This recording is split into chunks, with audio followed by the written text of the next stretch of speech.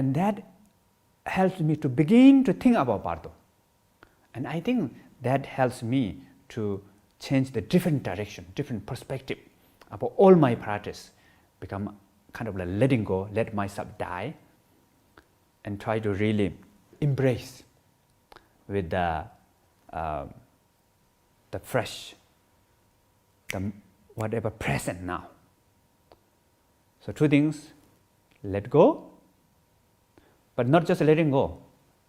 Once you're letting go, the fresh essence, the fresh yourself, and you see the fresh world there.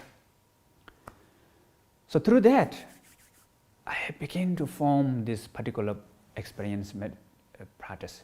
Then of course, then later I went to Kushinagar and I have almost died. And that time I really focused about the death and dying meditation. And that really breakthrough really helps for me. What does that mean, breakthrough? What did you break through? So that has really helped me to break through. It's like I have to really let my old self die. And not just ideally, not just kind of like, oh, I want to let die. Even physical body, I'm going to die. So to let go and be as, not so easy. But then somehow I did it. And then what I saw is death is not the end, actually. Even normally what we call grow the last breath, grow till last breath, learn until the last breath. Even after the breath, you can learn a lot. You will have great discovery within yourself. So the journey of dying for me is transformed into great journey, one of the best time in my life. So I was really, appreciate about this practice lineage. And then, of course, I learned this from my father, a lot of great other teachers. But before it's like story, But then after having this almost dying experience, then for me, these teachings really become alive and I have a sense of great confidence. Rinpoche, you grew up in a culture in which rebirth, reincarnation, reborn are very, very familiar. In our culture, none of that language is familiar. And when you talk, it sounds as if you have a strong sense of being reborn, it may be easier to let go. Otherwise, let go feels like physical death. There's no confidence that letting go will lead to rebirth. That actually it's happening whether we recognize it or not.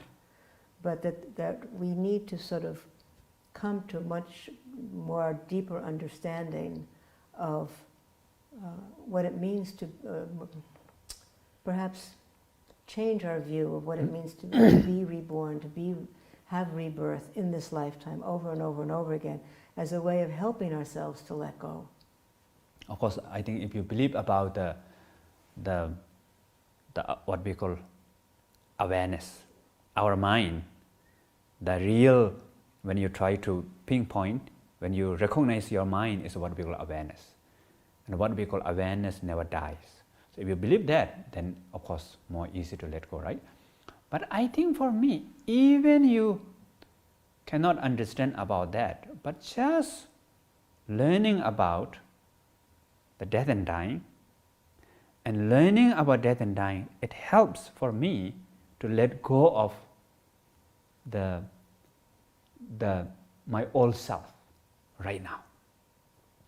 Because what I call this fixed mind somehow is kind of like related with the death. If we don't face death and dying, then we hold this fixed mind. We don't know how to let go. So for me, learning death and dying helps right now to make you become more alive, become more meaningful living. And that continues, I think, until you almost stop the breath. You can learn a lot. even after you stop breath, you still can learn a lot. Great adventure. So nowadays, everybody like to have adventure, right? Why not have the best adventure after you stop your breath? And no regret.